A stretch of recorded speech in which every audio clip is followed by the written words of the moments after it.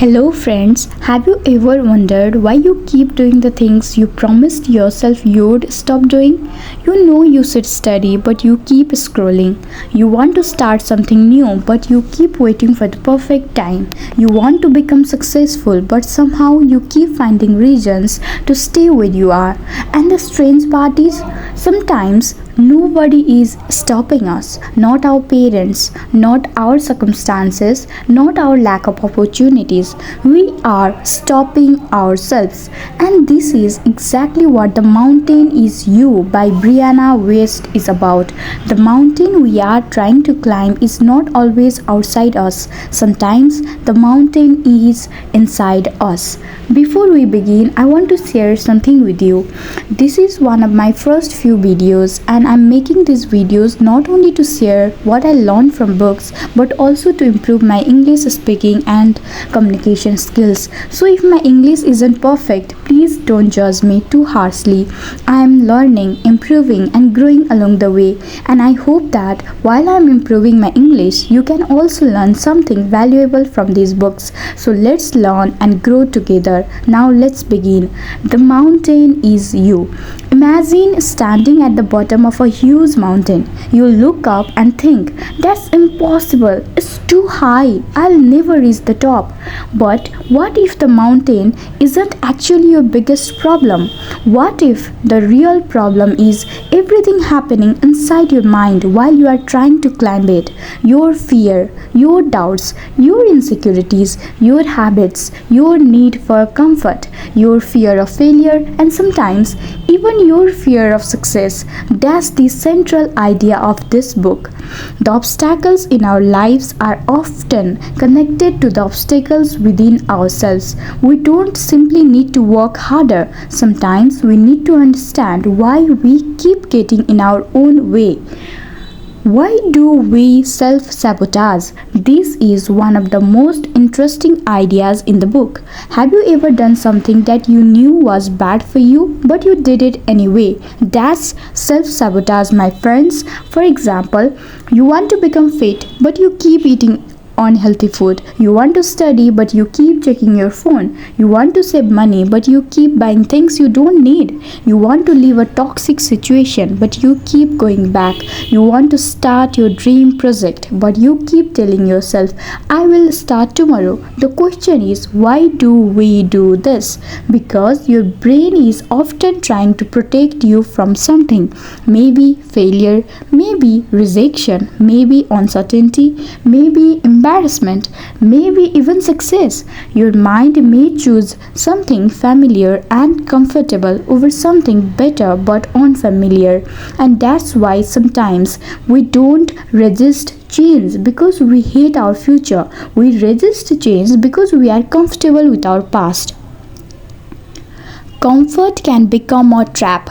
Think about this. Imagine you are standing in a small room. The room isn't perfect, but you know everything inside it. You know where everything is. You know what to expect. Now someone opens the door and says, come outside. There's something much better waiting for you. Would you immediately walk out? Maybe not, because outside is unknown, and the human mind often prefers familiar pain over unfamiliar possibility. That's why people sometimes stay in situations they know are hurting them.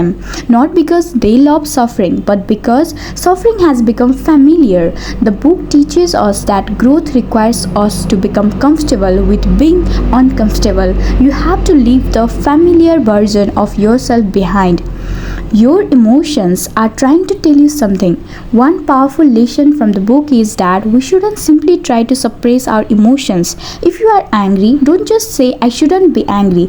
Instead, ask, why am I angry?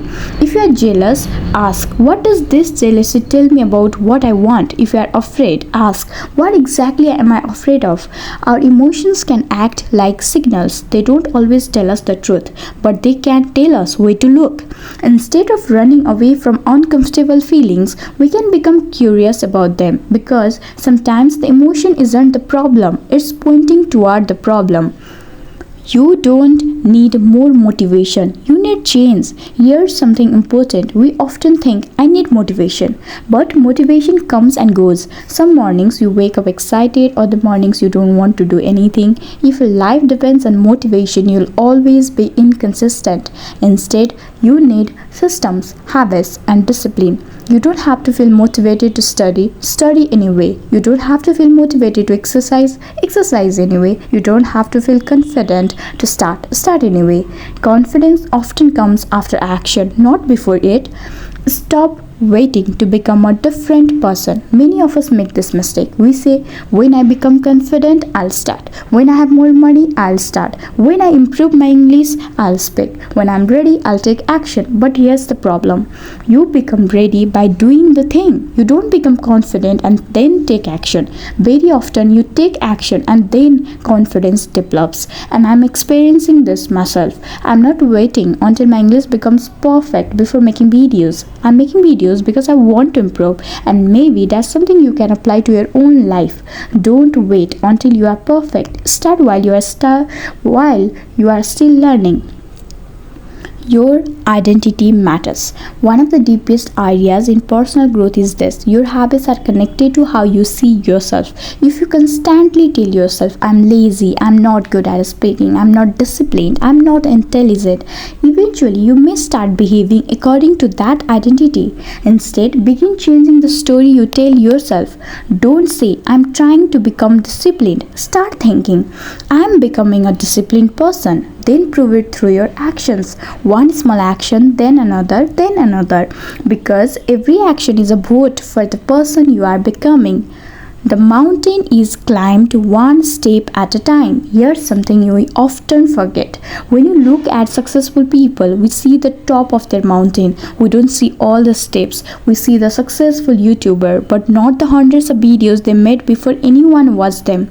We see the fit person, but not the thousands of workouts. We see the successful student, but not the late nights of studying. We see the confident speaker, but not the years of practice. So, don't compare your beginning with somebody else's middle. Your job isn't to reach the top today. Your job is simply to take the next step. Stop trying to control everything. Another important lesson is that life will never be completely under our control. You can't control what people think about you. You can't control every outcome. You can't control whether everyone likes you. You can't control everything that happens. But you can control your response, your choices, your habits, your effort, your attitude. And sometimes peace comes when we stop trying to control what was never ours to control. Healing is not becoming someone new.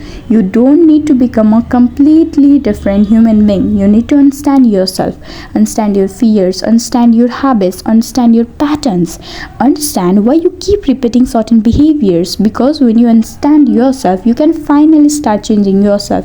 The goal isn't to destroy your old self, is to understand why that version of you existed and then decide whether you still need it. The biggest lesson. So, what is the biggest lesson from the mountain is this. The life you want may be on the other side of the things you are afraid to face within yourself. Your mountain may be procrastination, it may be fear, it may be insecurity, it may be perfectionism, it may be the need for approval, it may be your addiction to comfort. Whatever it is, you have to climb it. Nobody else can do it for you, and that's both scary and incredibly empowering, because if the mountain is you, then you also have the power to climb it. So, if you are watching this video and you are currently struggling with something in your life, I want you to ask yourself one question tonight. What is the mountain I am creating inside myself? What is holding you back? What fear are you avoiding? What habit keeps pulling you backward? What uncomfortable truth are you refusing to face? Don't try to change your entire life overnight. Choose one thing, one habit, one fear, one small step, and start there. Because a mountain isn't climbed in one giant leap, it's climbed one step at a time. And remember, you don't have to be perfect to to begin. You don't have to be confident to begin. You don't have to know everything. You just have to begin. And maybe like me, you are still learning. Maybe your English isn't perfect. Maybe your confidence isn't perfect. Maybe your life isn't perfect. That's okay.